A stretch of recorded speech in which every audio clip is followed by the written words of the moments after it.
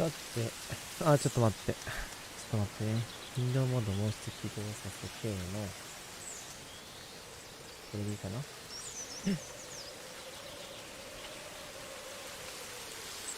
で、いきますね。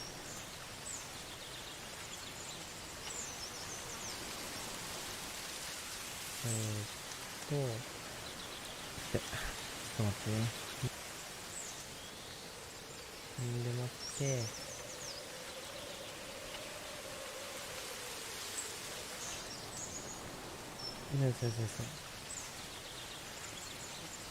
はい。どうかな、こんな感じ。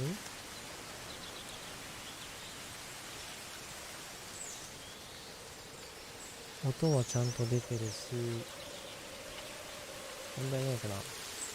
チームでね、なんか面白いゲーム見つけました。狐と戯れたい。癒しが欲しい。だね。やっていきたいと思います。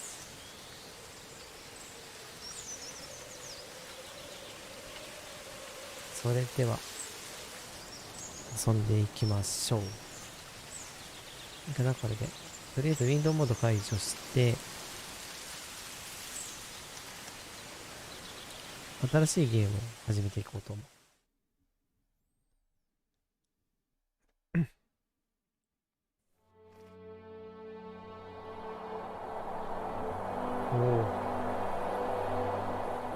解像度はもう一番最高。 Hi, my name is David Whaley, and I'm the creator of the first tree. I also voice a character named Joseph. So I just wanted to introduce you to this commentary mode, tell you that you can find interesting things about how I made this game by touching the speech bubbles you see in the world. So I hope you enjoy it. 日本語プリーズ。日本語プリーズ。かわいい。どうした？歩け。お前ならやれる。Are you awake? I thought I heard you get up. Yeah, I'm awake. Sorry, I just can't sleep. Are you thinking about him? なんでもう一回やって。Yeah, a bit. Usually get back to sleep, my love. I'm fine. No, it's okay. やべえ、超かわいい。What else is on your mind? いや、なんか抜けづらい。It seems weird, but I had one of the most vivid dreams of my life. I saw a fox on a snowy mountain, just looking confused and worried. とりあえず光のある場 Those 所。eyes. I can't get those eyes out of my head. これで走るのか。 She was running in the windy snow, looking for something. Do you think it has to do with you and what's been going on? I don't know. It was just a dream, Rachel. They're not meant to make sense. A lot's happened the past couple days, that's all. どうやって飛ぶんだこれ。操作設定はどれだ？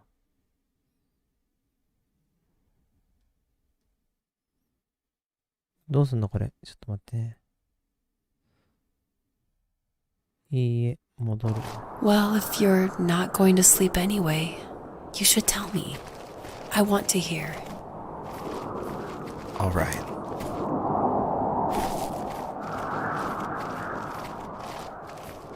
これはもう一回操作設定欲しいな。コントローラー。ちょっと待って、これコントローラーの方でジャンプってどれだ？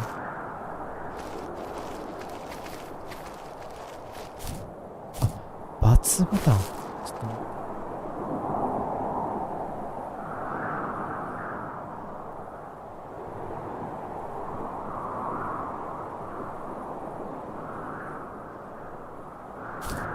バツボタン。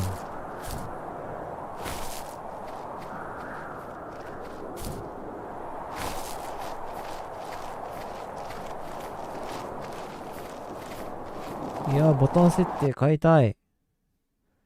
これ設定変えれねえのか。スプリントをじゃあスプリントにするのかな。つぶりつきたくなくになるのかな。ちゃーですっけ。これである程度できるかな。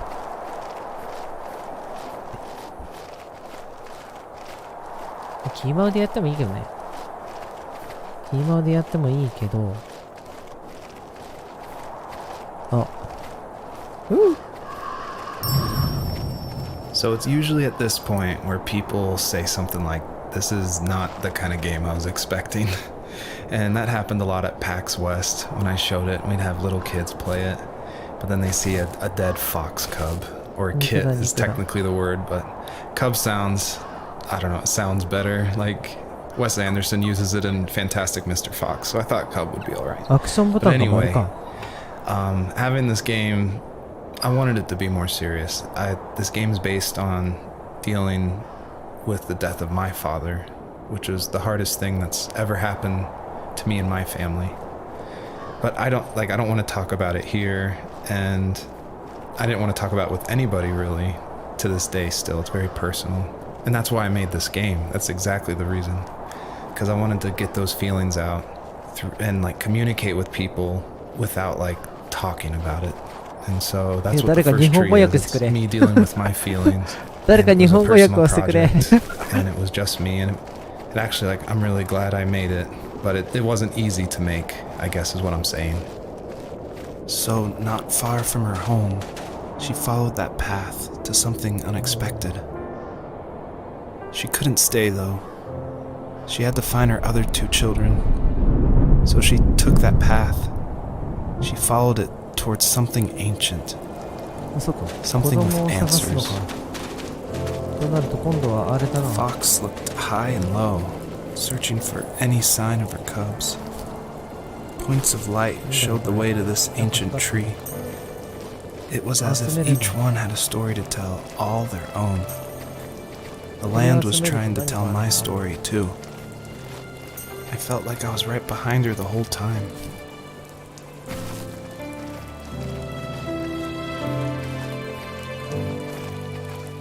おい、なんかいるぞ。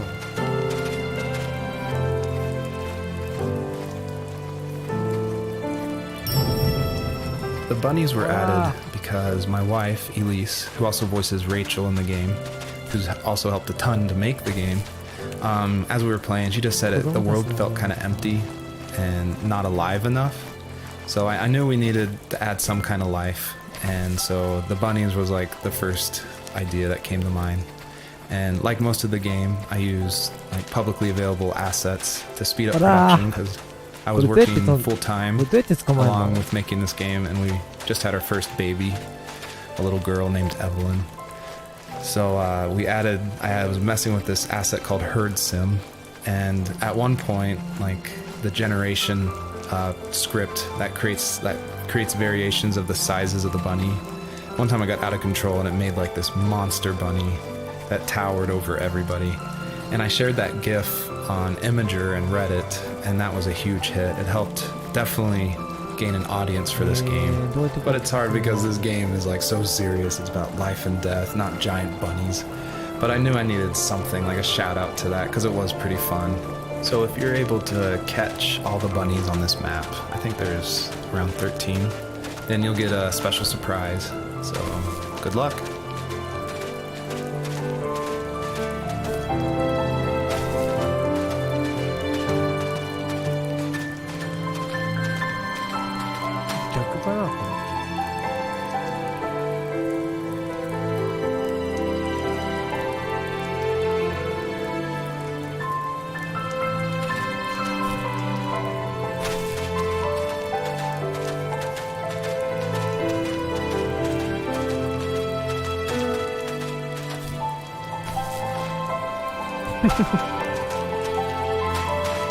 まあ、とりあえず、行くか。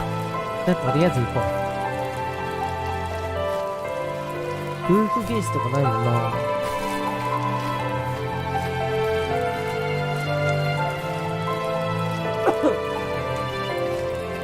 まあ、仕方あるまい。とりあえず、光ってる場所に行こう。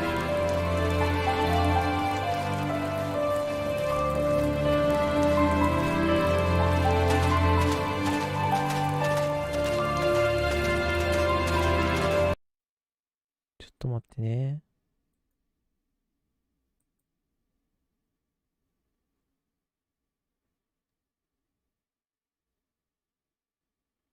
ウルトラハイはきついか。ベリーハイにするか。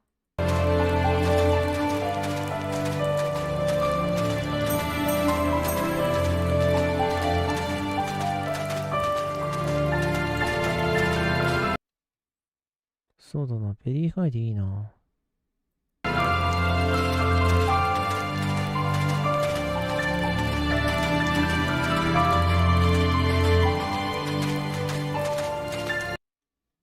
ちょっとごめん、何度もごめんね。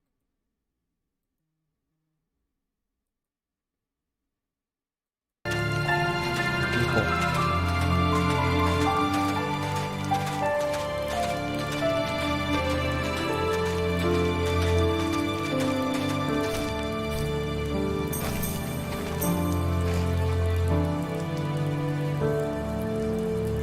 柱が2つあるけど、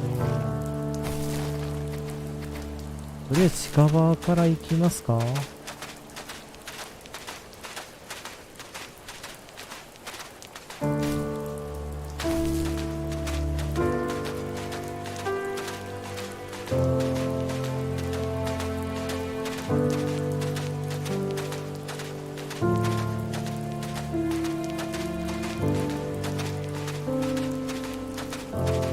なんかカックついてない？そうでもない。と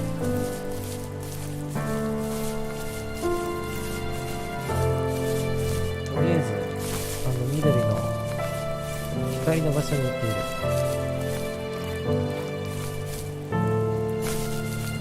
なんかこの狐の間抜け顔がなんとも可愛いですね。なんかスネを見て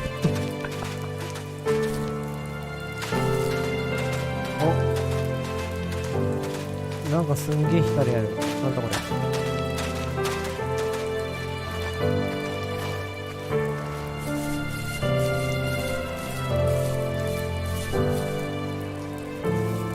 The older I got, the more I withdrew. I asked myself, why talk to anybody anyway? Why bother when I'm happy by myself? I started drawing a lot, mostly animals I saw in the woods by my home. I then imagined designing my own hideouts with things like TVs and pantries full of chips and cookies. I think that idea of leaving home and drawing blueprints started my career. I found a lot of solace in that. I'm not surprised, but I did the same thing, you know? There's something special about having a place to call your own. And now look at us. Well, if you count renting in an overpriced city. It's as close as we can get for now. R1 で近づくんだ。I thought it was important to say that, yes, I actually did draw this with crayons. And it was just funny to me one day that I was like, I'm working on my game. And I pulled out my little 1-year-old's like crayon set to draw this item for this game. I just realized just now that I probably threw away the original. I probably should have kept it and given it away to somebody, but oh well. ジャンプジャンプジャンプジャンプ。お前ならできる。いけ。よし。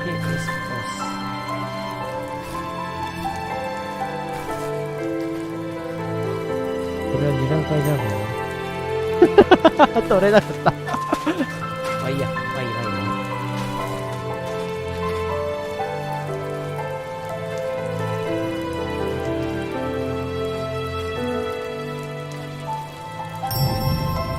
I feel like one of the main reasons people play small indie games is because they are so personal and intimate. So I tried to put myself into this game as much as possible.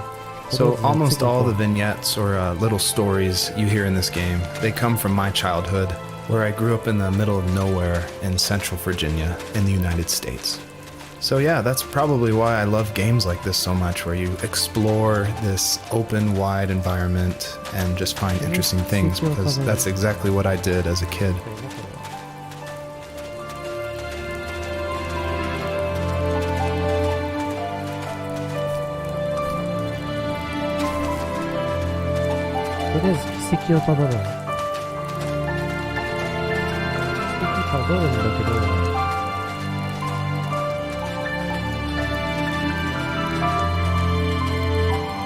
こういうゲームいいね。なんか心が癒される。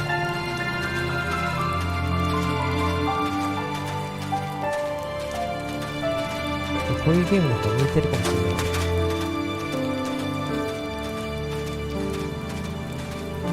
光はあるけど他のところないな。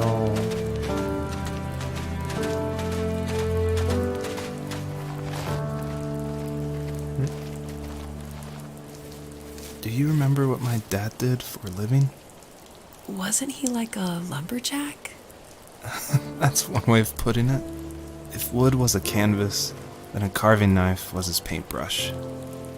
Even after working a 50-hour week, even after his hands were more splinters than skin, he would bring home the nicest piece of Alaskan weeping cedar and make me toys.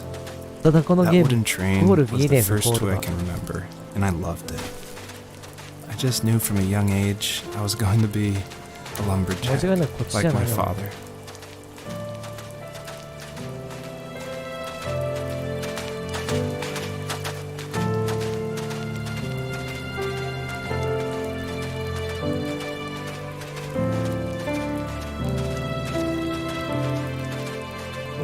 ずっと走った状態でもスタミナが減らんからな。これなんだろうね。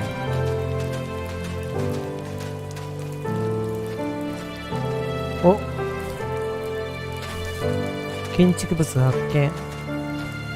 これは滑り台だ。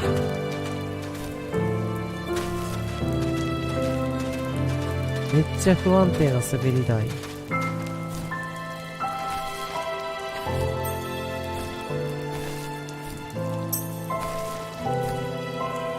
本来ならこっちから登らなあかんねやな。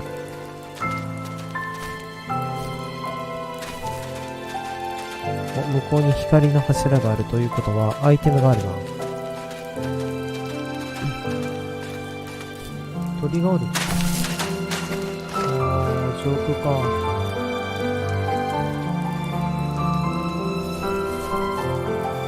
As a kid, did you ever do show and tell in your class? Yeah, I think I only did it once, when I was in the 4th grade. You know how my life was around then. I wanted to show my class what helped pass the time and distracted me. So I brought a dozen paper cranes I had made. I think I told everyone how badly I wanted to be a bird and fly, embarrassingly enough. Don't be embarrassed. Every kid wants to fly. For me, it was another toy from my dad, a wooden boat.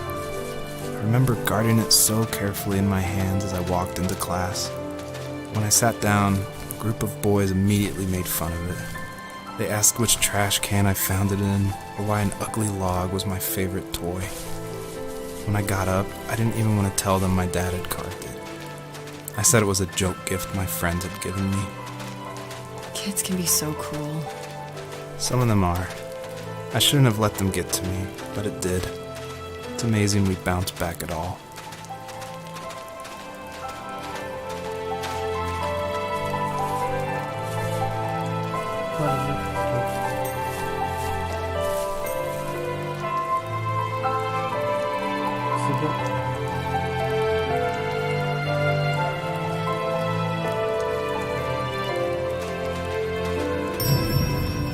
I feel like one of the best ways to make an exploration game feel worth it, or to reward the player, is to have as many secrets as possible.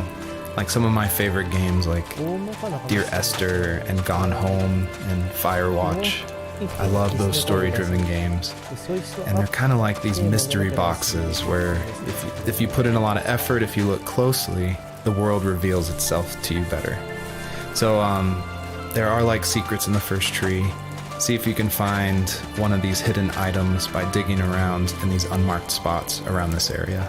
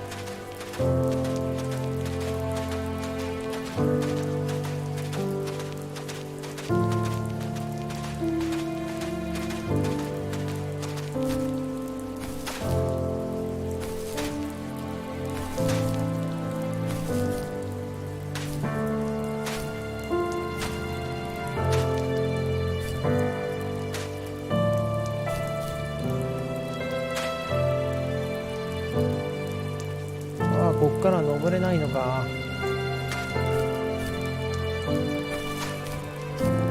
登れるようにしましょう。これどうだ、登って、ここになんかある。あ、登れないのか。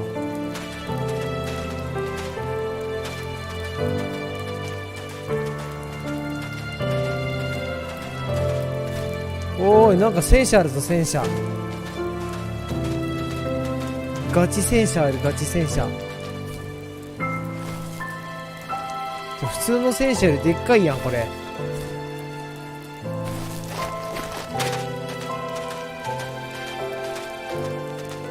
でっか。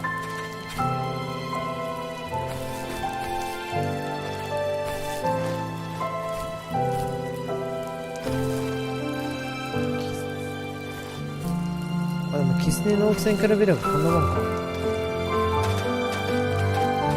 そんなにでかいやつでもないんだ。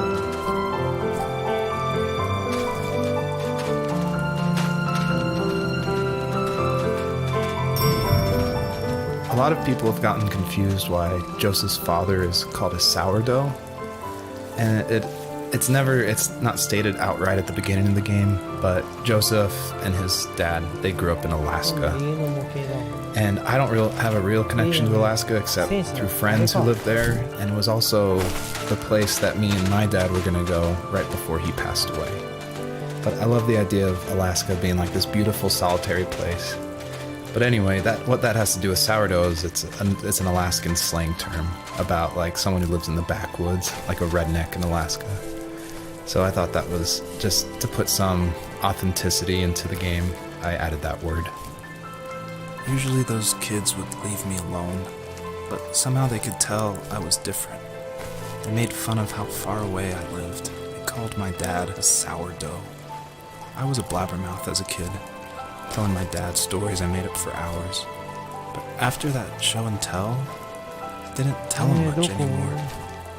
He didn't know exactly what was wrong, but his best guess was that the toys he carved weren't cool enough. He carved me a tank and tried to tell me what it was like to be in a real tank as a serviceman. I didn't know your dad was in the military. Yeah, in the army. The sad thing is that I'd pretty much forgotten until just now. There's so much I still don't know about him. I'm sorry. He knows how much you love him. You're going to see him again soon and have some closure, I'm sure. ここさっき来た場所やな。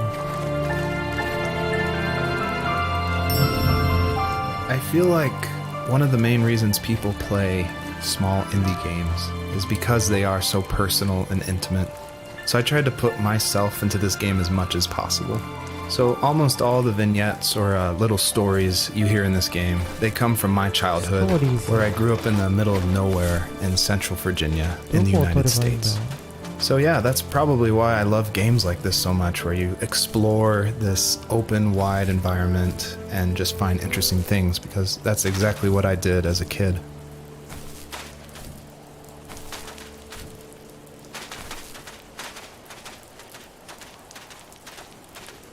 Oh, まだ続きはある。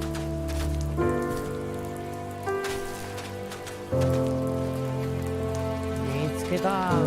光だ、光。これだけ透けてんな。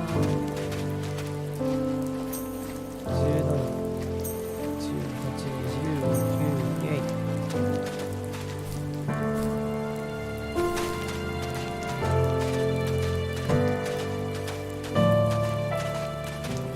あ、いった。今度は緑。なるほど。光を集めていくんだ、とりあえず。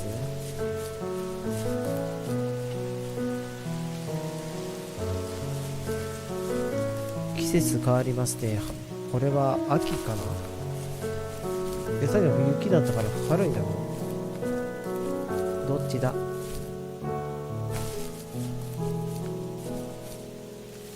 My teenage years were full of sketching, angst, and trouble. I wasn't popular or unpopular. Maybe just Maybe just forgettable. I guess that gave me a sense of freedom. So I hung out with crazy kids, doing crazy things, even though I mostly just watched the chaos ensue. We did it all. Put fireworks in mailboxes, hide roadkill in people's garages, break windows of the barbershop in Anchorage. My dad was furious, but he was so busy working he couldn't do much to stop me from going out. 最悪じゃねえか。 I think being an adult means there's no one to stop you making hard decisions. He had to make a living, and he couldn't be in two places at once. Yeah, I realize that now. But at the time, I was sure he was more interested in growing his business than what was going on with me.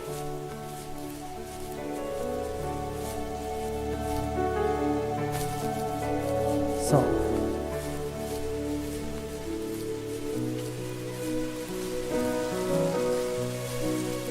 まず一つ目。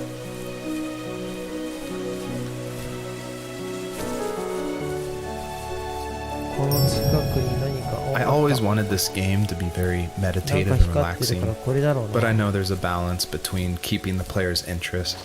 So I added this butterfly jumping mechanic just to like spice things up. I used a plugin called Playmaker for Unity, which in a visual editor lets you do interactive things, which is perfect for me because I do come from a film and design background. But on the flip side, I really wish I was good at code, because this jumping mechanic, the jumping mechanic in the whole game actually has frustrated a lot of players. But hopefully I've been able to fine tune it, so it should feel a lot better now.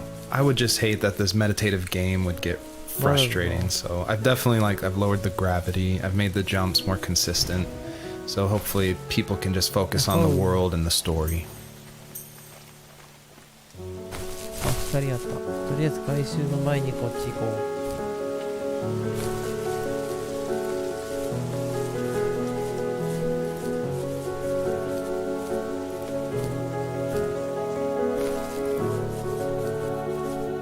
ここ掘ればまあ。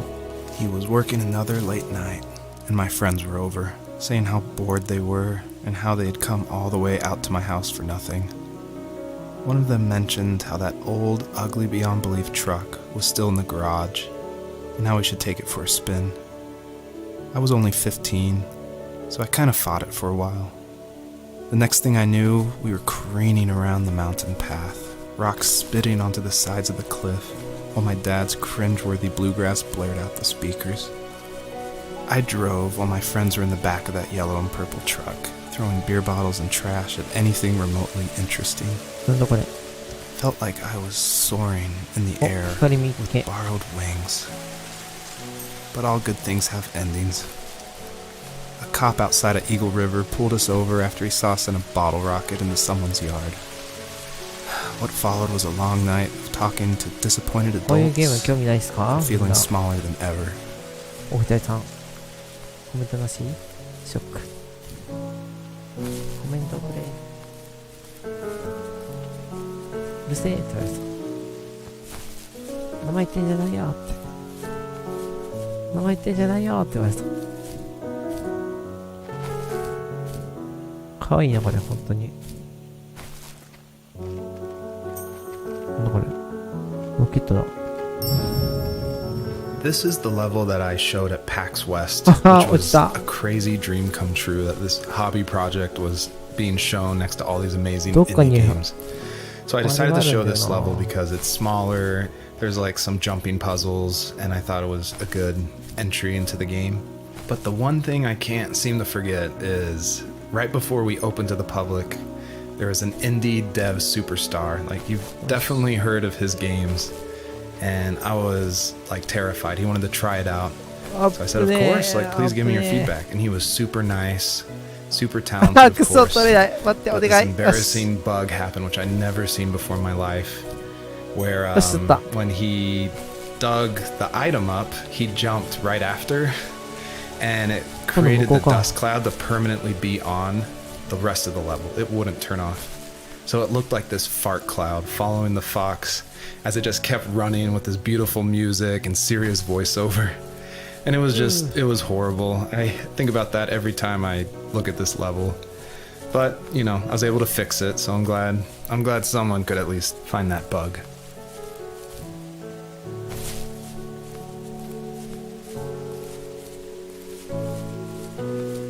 これも気まぐれで配信してくれる。もしかしたらしばらくしないかもしれないあ、これあれが必要なんだ。なるほどね。なるほどね。これプラスこれってことね。オッケーオッケー。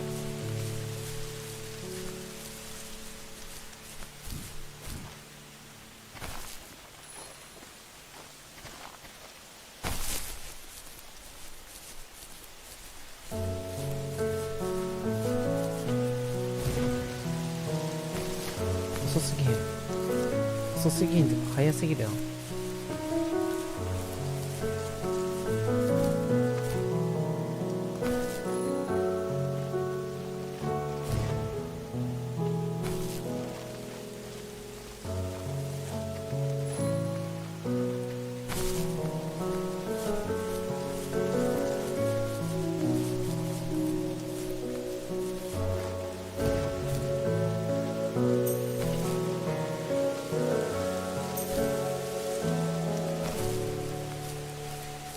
よし、光取れたからもう一回ジャンプだ。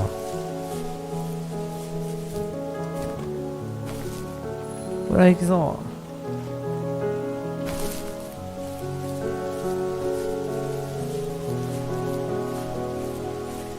お前の影さを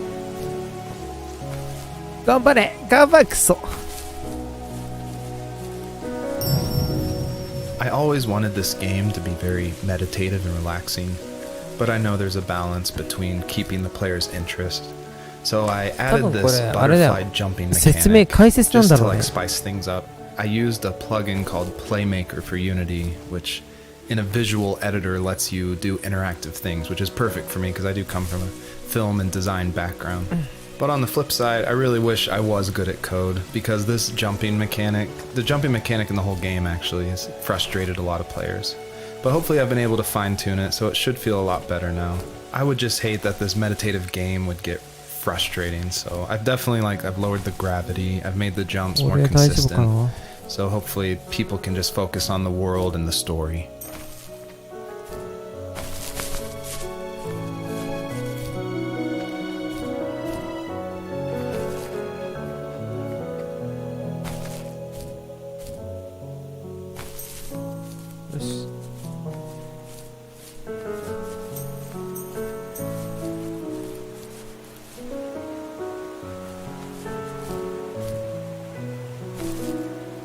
やっぱ上にもあったな。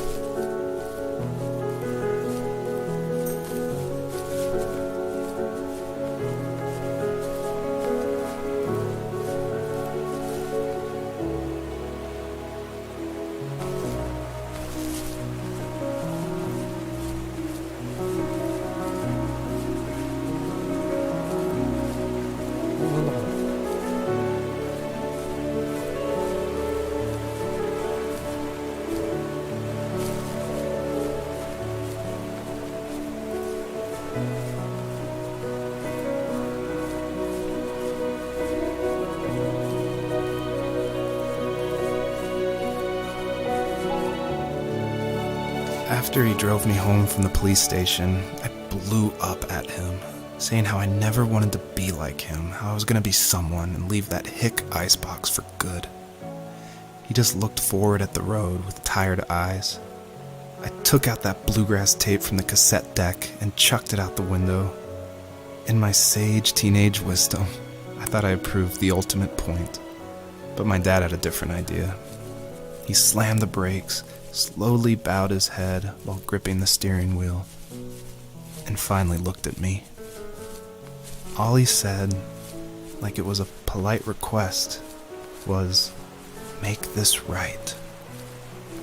I sat there in silence, fuming, but I eventually got out and combed every square inch of the woods, muttering profanity after profanity. I found it 30 minutes later, near a small waterfall off the road. I went back to the truck, put the wet tape back in, and sure enough it worked. We didn't speak another word to each other the rest of the night. Wow, knew you were a crazy teenager, but It's hard to believe, isn't it? Surprises me too. It's like I didn't really know who that kid was back then. I bet my dad thought the same thing over and over. It's almost like he was saying, make this right, to himself, more than to me.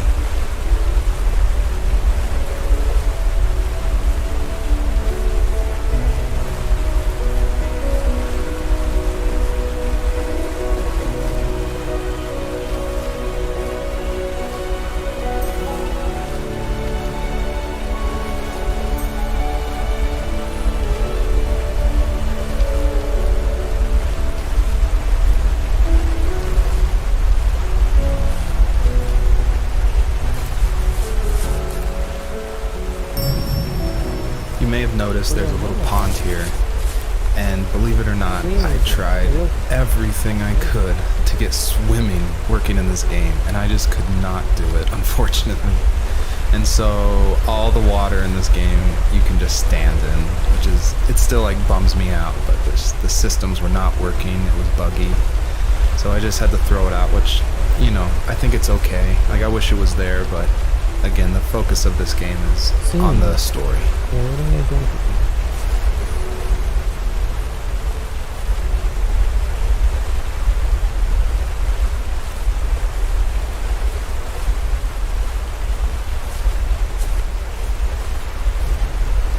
ああ、向こうにあるわ、光が。これ使うんだ。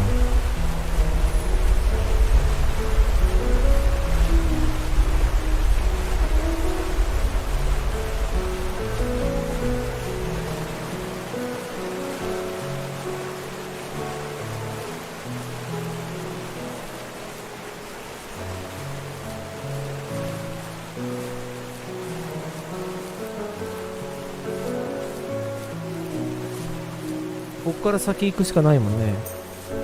あ、3つ必要なの？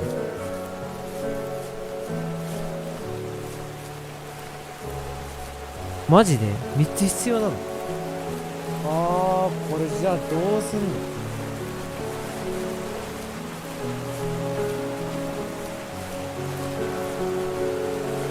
一つは行動を普通に歩いて取れるけど、もう一個これが取れるのかな。ジャンプ1回でもさ、の効果切れるから、こ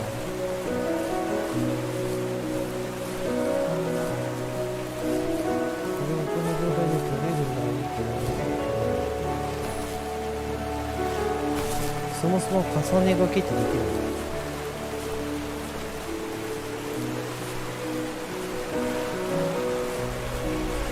重ね書きができるなら効果大きい。あ、できるわ。なるほどね。あともう一個どこ？やっぱあそこを取るしかない。3個必要なわけだから、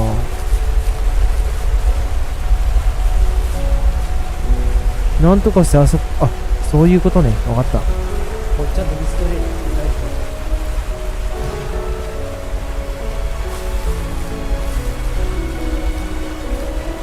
まさきにここ取らなかった。固まって。固まった。よし。で、これで。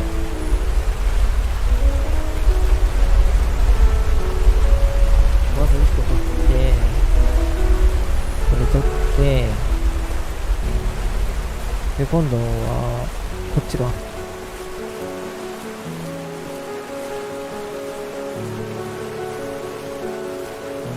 から登って、この岩のとこで降りて、回収して、よし。この状態で向こうに行くと。My friends would laugh about that night and talk about how crazy it was, and I laughed along, pretending it didn't bother me. But it did. I imagined my friends growing old in the bush, unable to find that thrill in those godforsaken ice fields. It's like those mountains were a literal wall, keeping me from leaving, where all I would have to look forward to are lumber yards and evening beers. I had to climb over. That was my only goal for a long time. よし。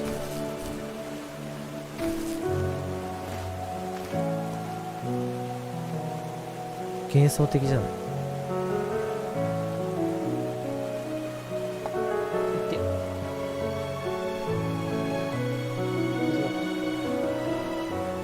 はい、ちょっと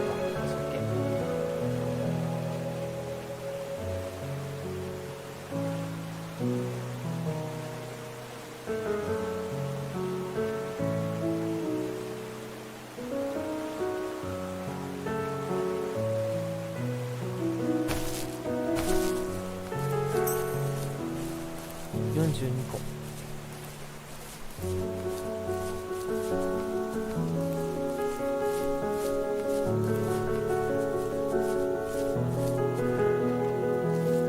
If there was some way I could take my love of drawing and turn it into a way of escape, nothing would make me happier. I wanted to create instead of tearing trees down. I wanted to move to the lower 48, not because I hated it there in Alaska, but I hated the idea of it. It's like all of that spite inside me had created this monster which followed me around my whole teenage years. I put so much energy into doing what others didn't expect of me. Why did I do that? There's one fact you're forgetting, though. If you didn't have that fire in you, we probably would have never met. You're absolutely right. Maybe the destination is all that matters in the end. But then why am I awake? Why am I seeing this fox go on her journey? And why can't I stop thinking about my dad?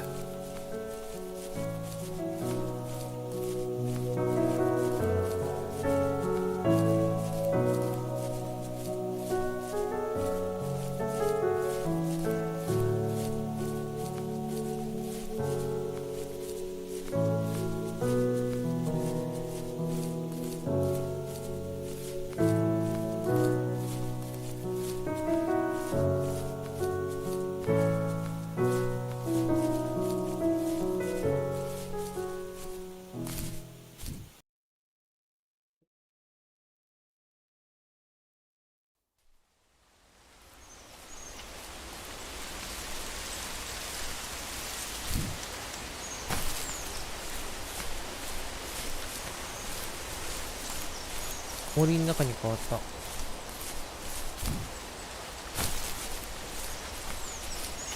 とりあえず第1投目。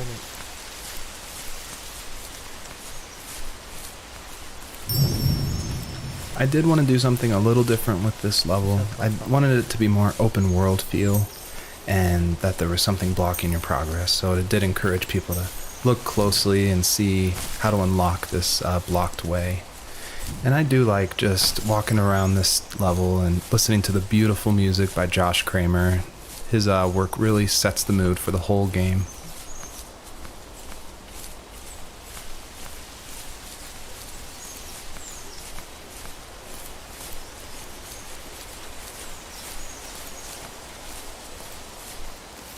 My dad built a lot of stuff in his free time. If he wasn't watching fly fishing or reading Tom Clancy novels, he was carving something. He made tons of birdhouses. Not that he was into bird watching, but I think he really missed working and adding on to the home. If he couldn't afford the time to build onto our own house, he would have to settle with watching birds move into their little homes. We kept an old mattress in the bed of that ugly yellow truck, so we would drive it deep into the woods and then watch the birds fly into their houses while the sun set. Usually it was accompanied by venison jerky or cold Coke, but not a lot of talking, which is how we both liked it.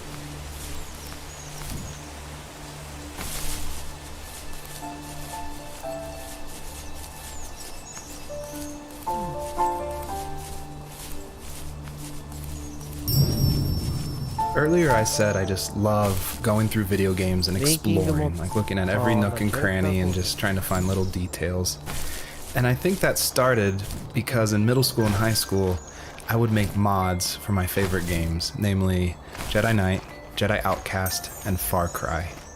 And I loved like this huge world of mod makers who would make these levels, and it'd be like the most random creative things, and I would just love exploring, usually multiplayer levels, by myself. So even though I went to college for film, before that, like before high school, I was making video games and mods, and it was my favorite thing in the world. I made a ton of different levels. I made an abandoned space hotel with a dance floor and cafeteria. I made a haunted campground with cabins and tents. I made this whole city with like the first ever day-night cycle with running showers and stuff in the hotel and the apartment buildings. And I just loved making those mods. And I think that carries over to my game, The First Tree, and also the one before that, Home is Where One Starts, which is it's exploration. You're just looking around and appreciating the details.2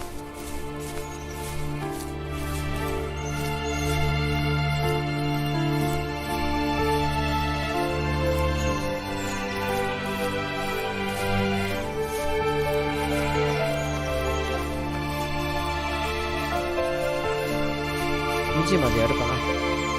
2時まで行ったらちょっと休憩します。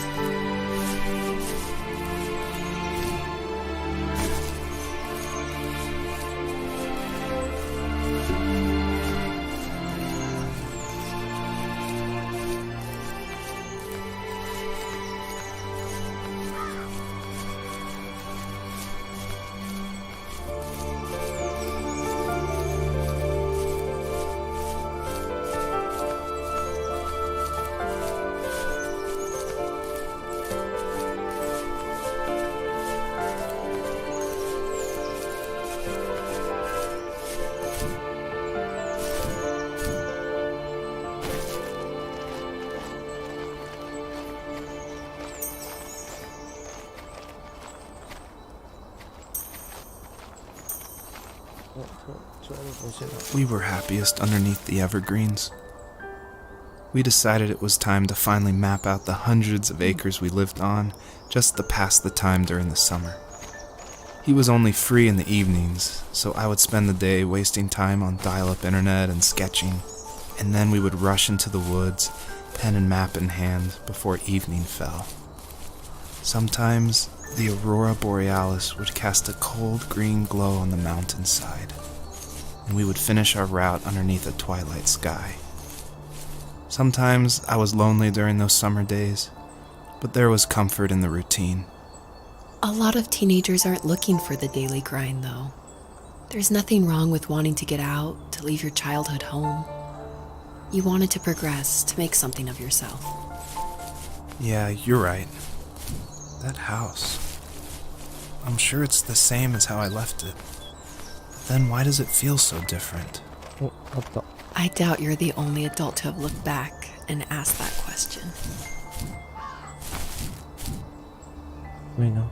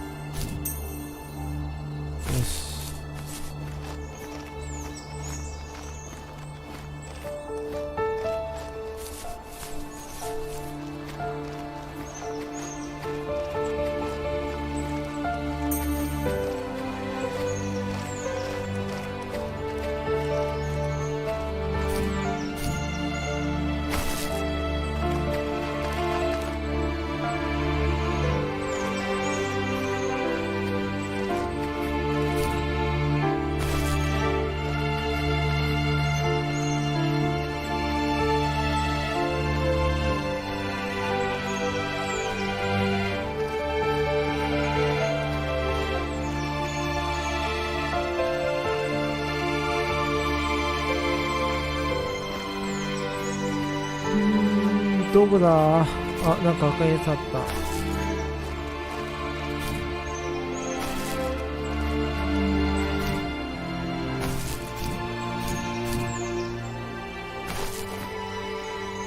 お、光があった。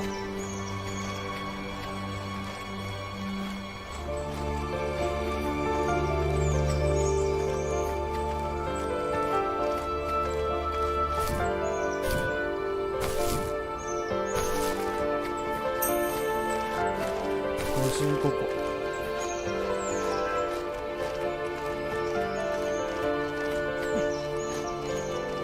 次のステージに行きたい。行きたいけど、ここどこだ？どこだよ、ここ。とりあえず、じゃあ一番初めのとこに戻ってみるか。ね。ちょっと戻ってみよう。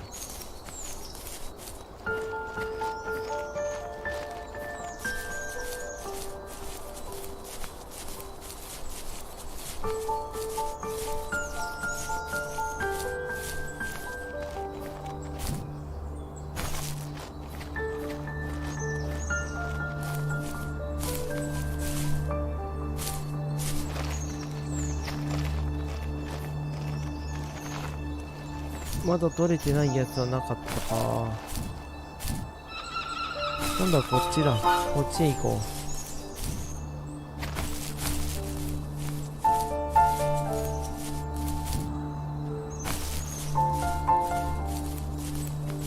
そろそろまだ一回もダメージもらって倒れてないよ。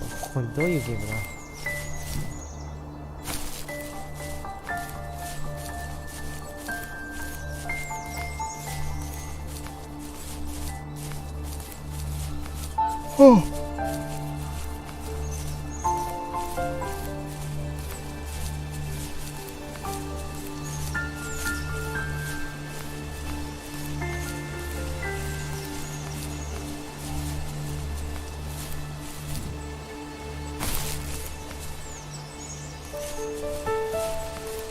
先進まねえ。先に進まない。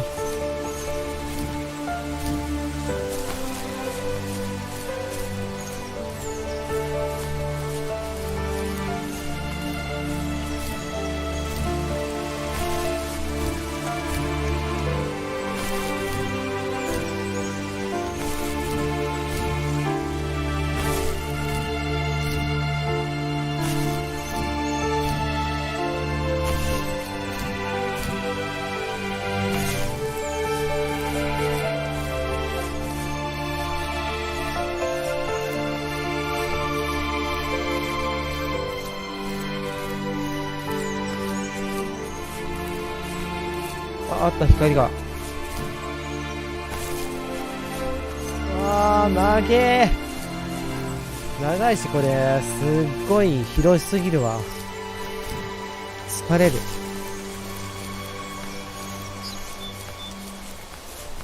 疲れるけど面白いな、これ。面白いのか。なんか光がね。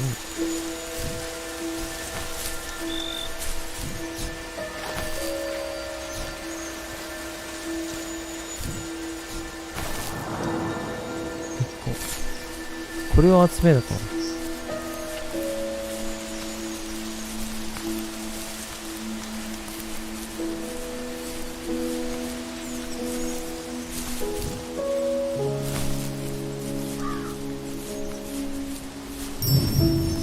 I don't think the first tree could work at all without the music by Josh Kramer. And his music, it's actually publicly available to license, and so it was affordable for me since this was a hobby project. And it's something I like to tell new indie developers all the time, like, you can't afford that composer, you can't afford a full-time programmer. You need to cut corners and finish your game, and the way to do that is to use these amazing publicly available assets that anyone can purchase and license. And so his music it's incredible, and I actually haven't talked to him that much. I just emailed him, but his music was nominated for Most Emotional Music at the Emotional Game Awards in France, and he's just a really nice guy. And I think there's so much amazing content out there that if you're thinking of making a game, like, look around and see what you can make work on a tight budget, because it worked really well for the first tree. よし。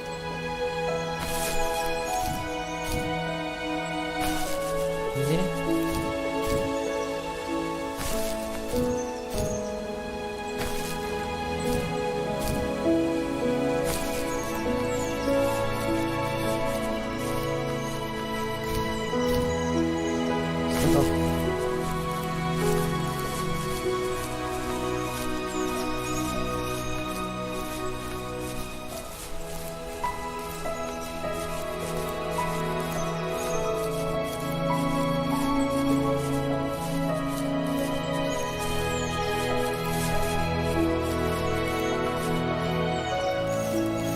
property, there were old abandoned pieces of a shed and car long left unused. I used to ask him all the time who those people were that left all this junk, and I'm sure he got so tired of hearing it that he made up some elaborate stories how a brown bear ate them and haunted the woods afterwards. What's funny is I think it made those people seem more real, growing up thinking they were still hanging out like they couldn't say goodbye. I used to tell my friends how I could swear I saw spirits move near the water, and that always freaked them out.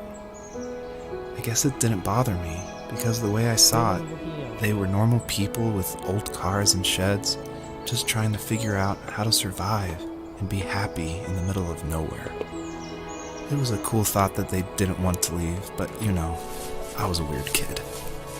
Well, you had good company since those ghosts like living in a place where they were brutally devoured.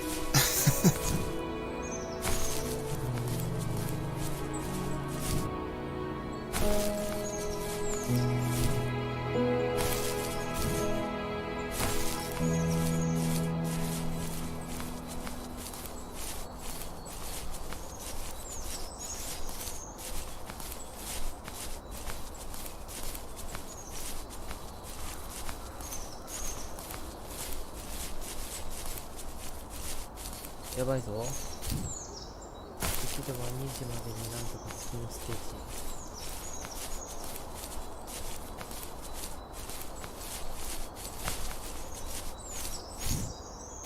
あ、そっか。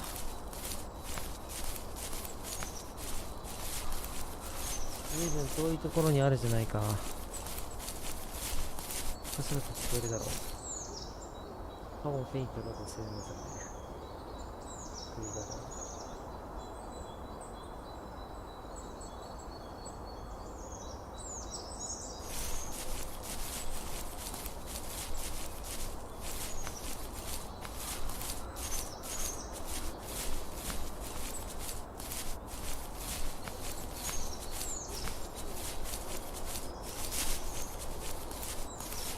申し訳ない。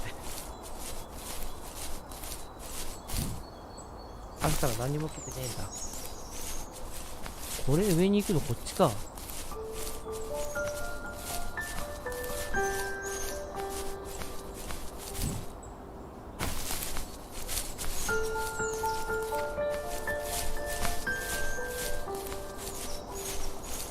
ここだな。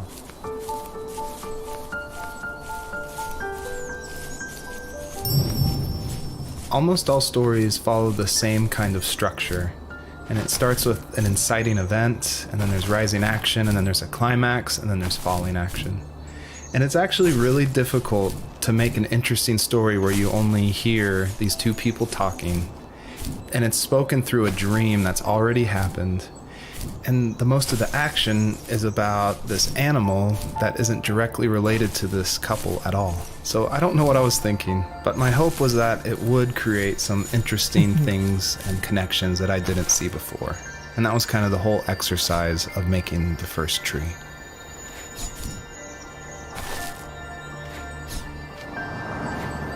2個。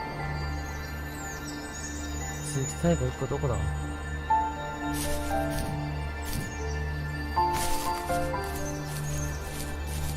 最後の1個はどこだ？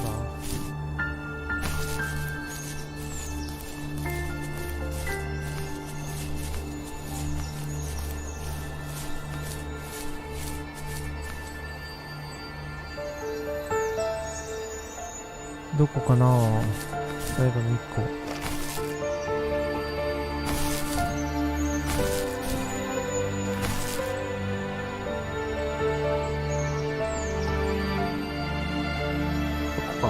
よし、見つけた。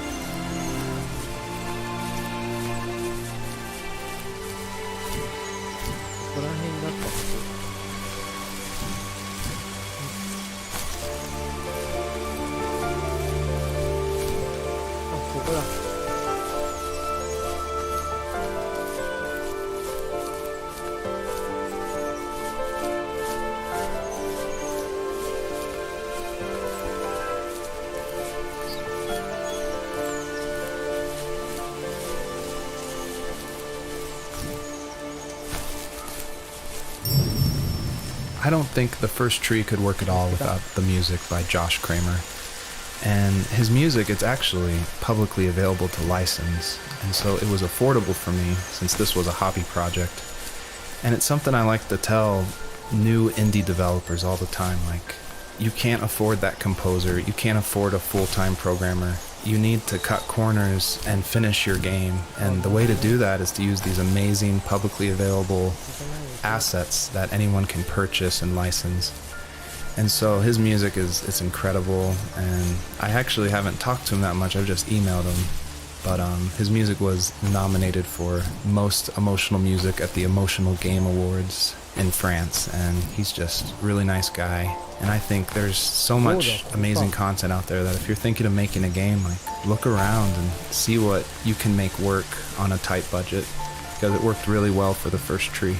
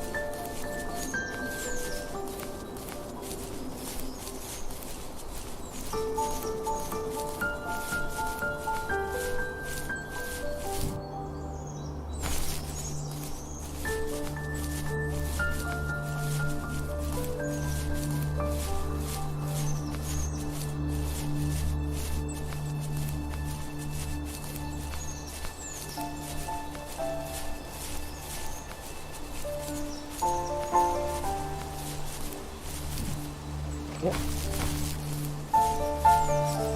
まだトップのやつ見つけた。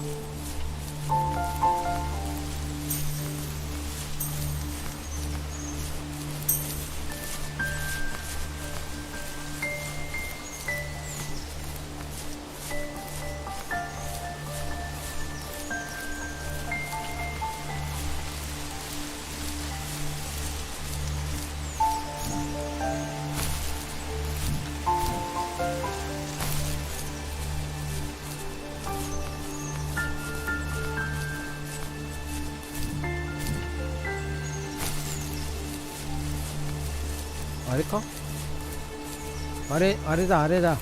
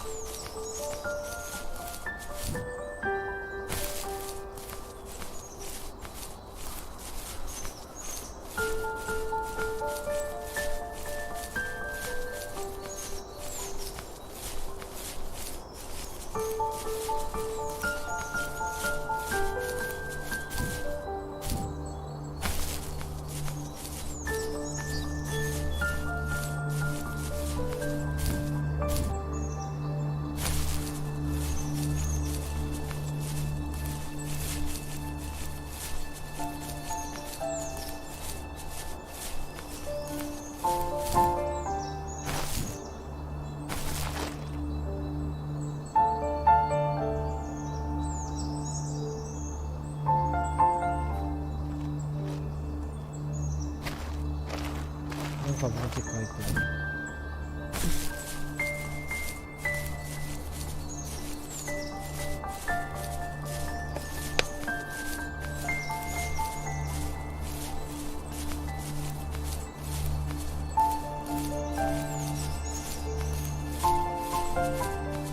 最初はこっから来たんだっけ？なんか見てないところとかあったかな。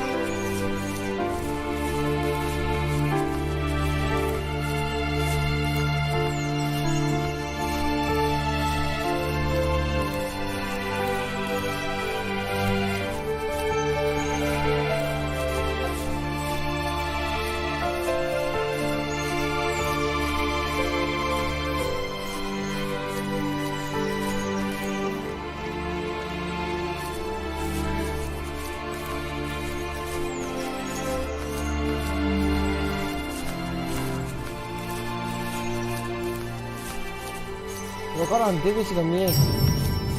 Earlier I said I just love going through video games and exploring, like looking at every nook and cranny and just trying to find little details.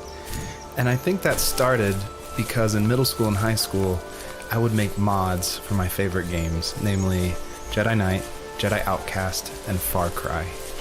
And I loved like this huge world of mod makers who would make these levels, and it'd be like the most random creative things, and I would just love exploring, usually multiplayer levels by myself.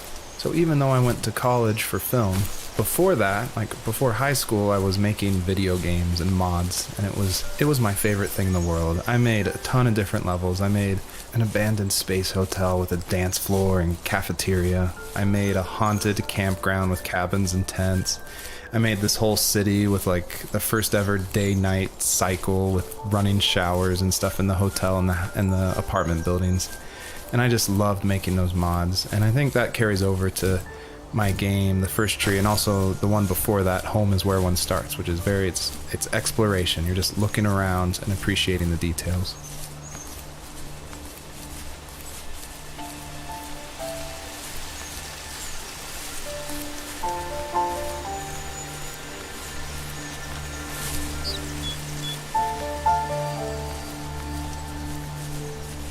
マップが見れないもんな。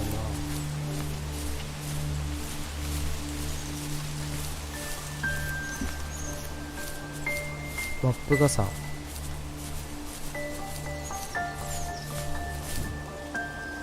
どっかで見落としとるんやった俺。あった。ここら付近なのかな。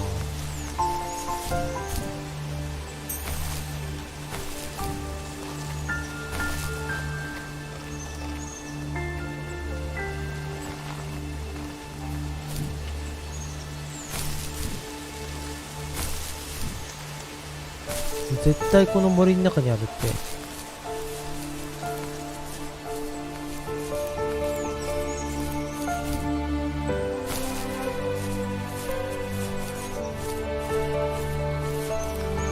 どこだ？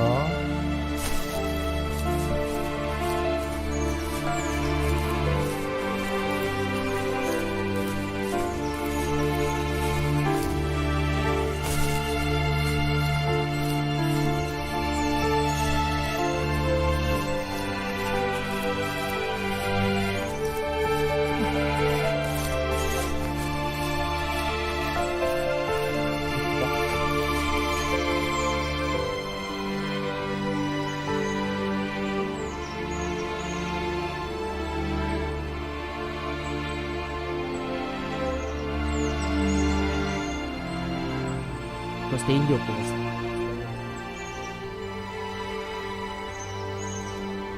力をしまったな。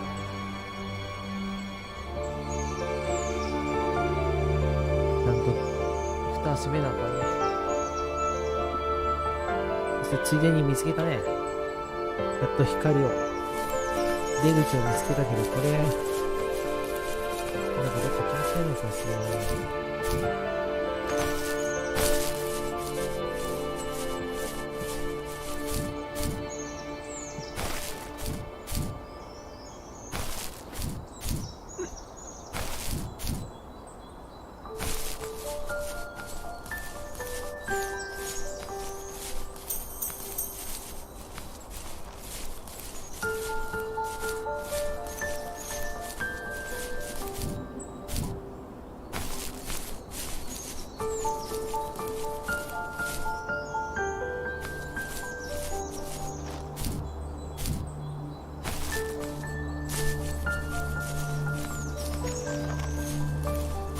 通ったな。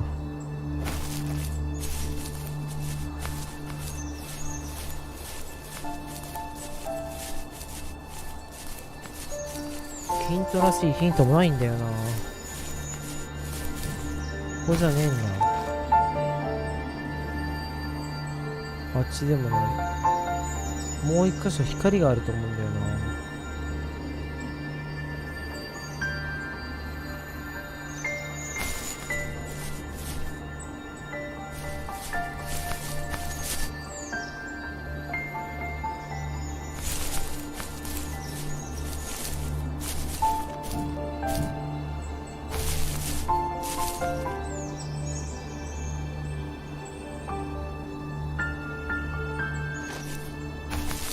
やべえ、このままでは終われない。こんな。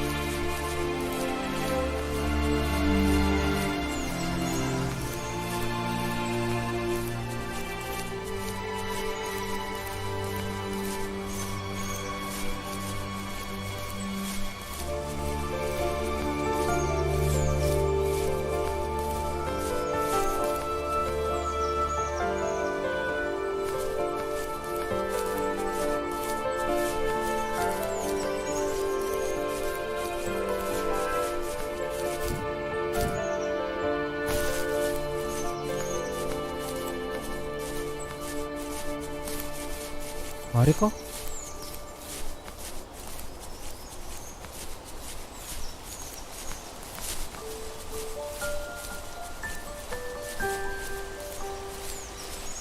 なんかさっきも来たような場所のような気がする。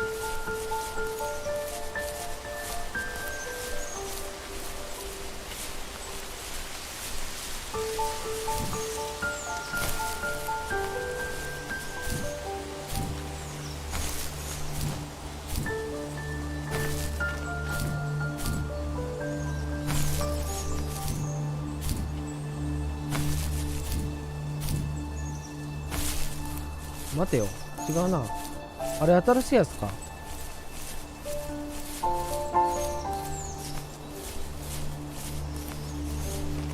この上、こ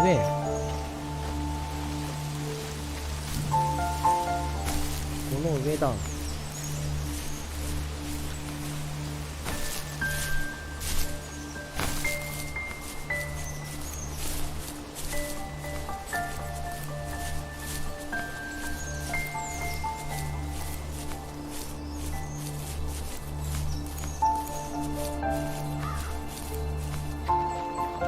どうやってか登る方法があると。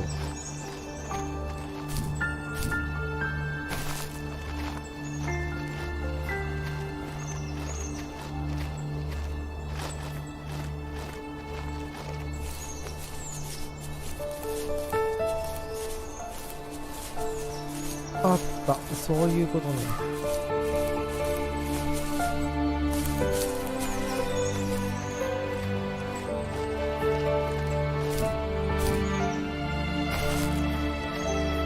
ここだ。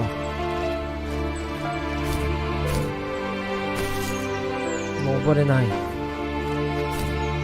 で、この上に登るためにはこっからじゃないか。回り込まなきゃいけない。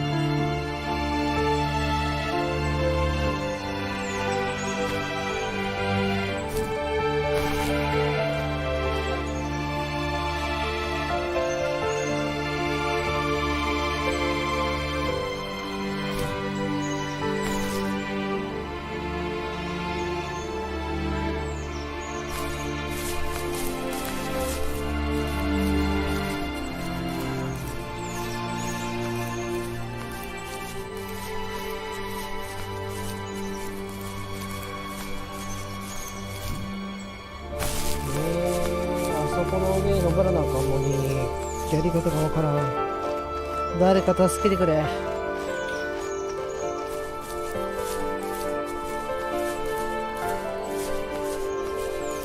誰か俺に救いの手を。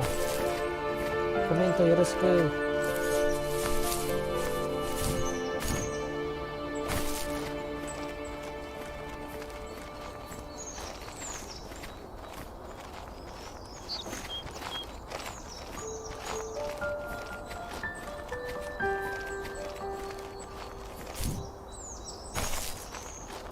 どっかに登れるところがあるんや。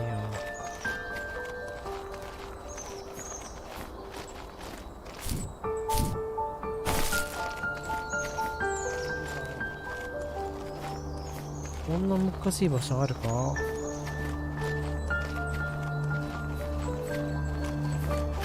まるで天国と地獄。あ、こんなとこに。あ、なるほど、こっち側に道あったんだ。それはわからんだけど。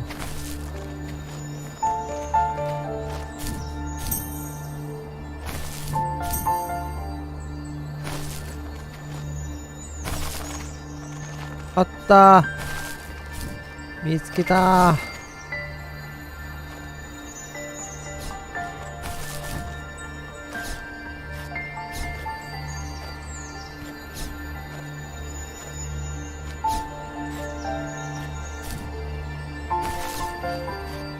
くっそ。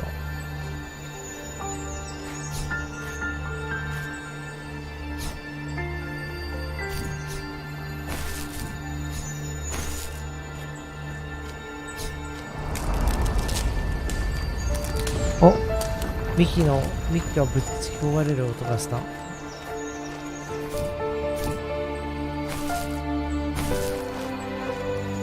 よし、脱出だ。こんなとこ出てってやるぜ。次に行ける。行けた。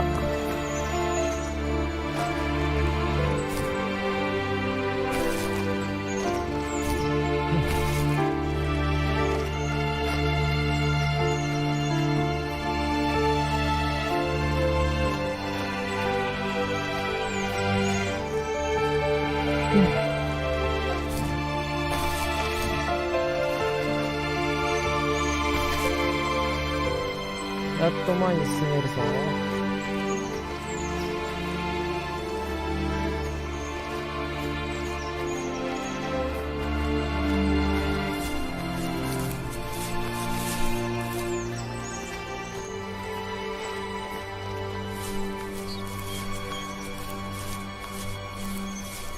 やっと前に進めるね。謎解きやな、謎解き。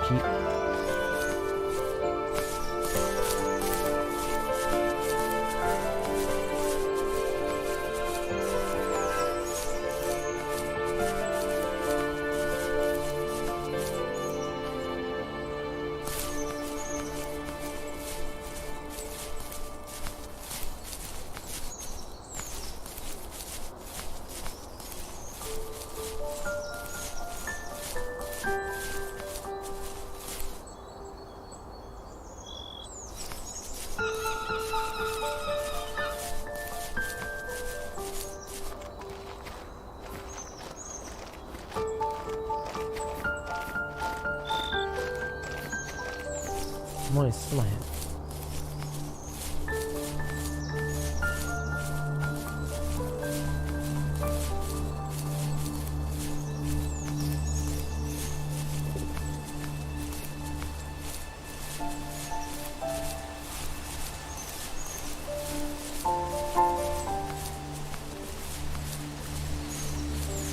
いつもご視聴ありがとうございます。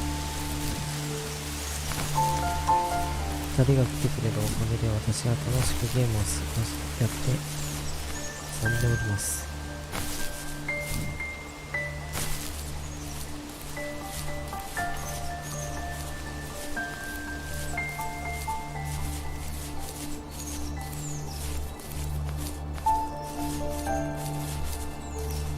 ところで出口はどこでしょうか。私迷って、見つけた見つけたぜ。お前ここか。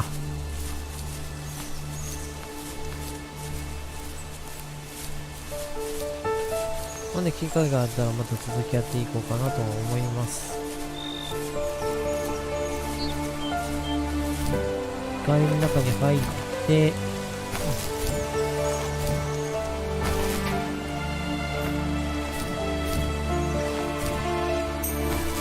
よし、72個目。まだあった。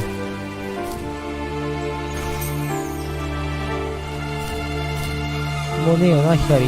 もうないよね。どっちよ。あった。よしよし。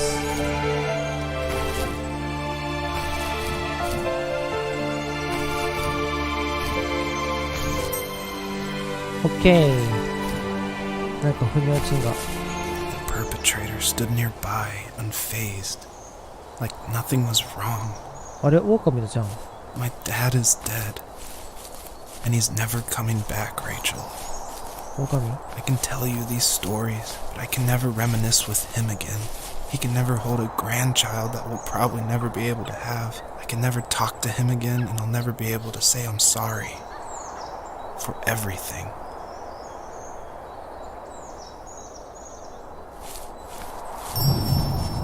It was really important to me that the wolf in this story that takes the fox's cubs, that it wasn't explained at all. Like, it's just this entity that's in the background. And of course, it's supposed to represent something bigger than a wolf or even the fox. It's supposed to represent like the specter of death. And it comes when you least expect it. There's no justification. He's just there, always watching. よし。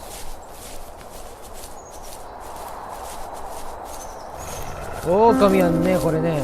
めっちゃ狼やん。ぐるぐるいったね。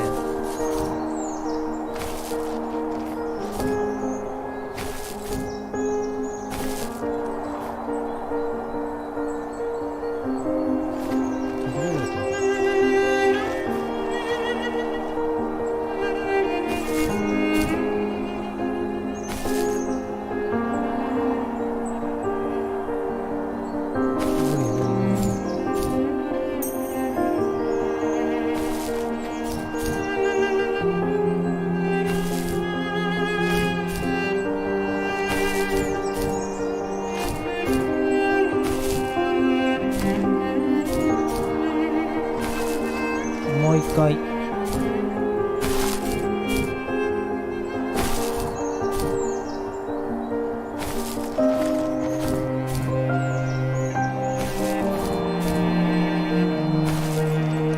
多分あそこから登れやんから、こっから行くしか。よし、オッケー。ほら来たぞ。届かねってクソ。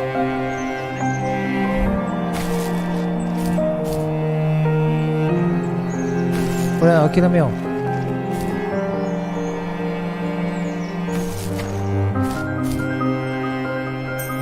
し。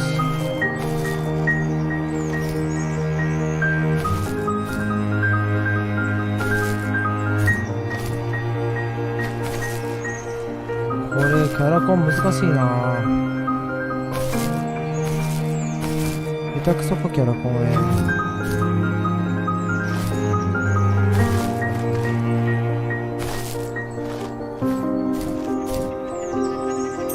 よし。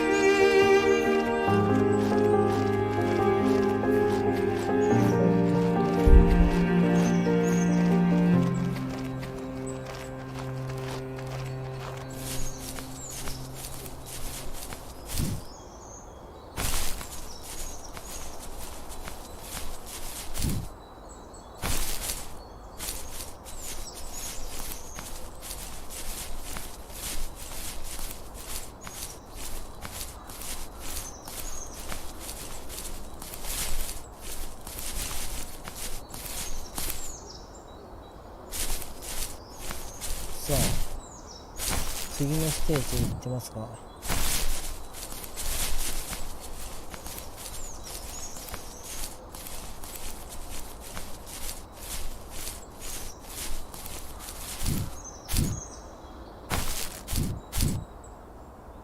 ということでですね、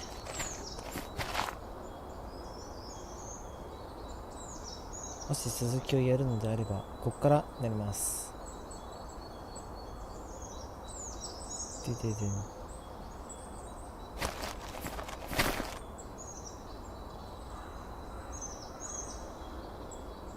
ご視聴ありがとうございました。それではまた遊びに来てね。またね。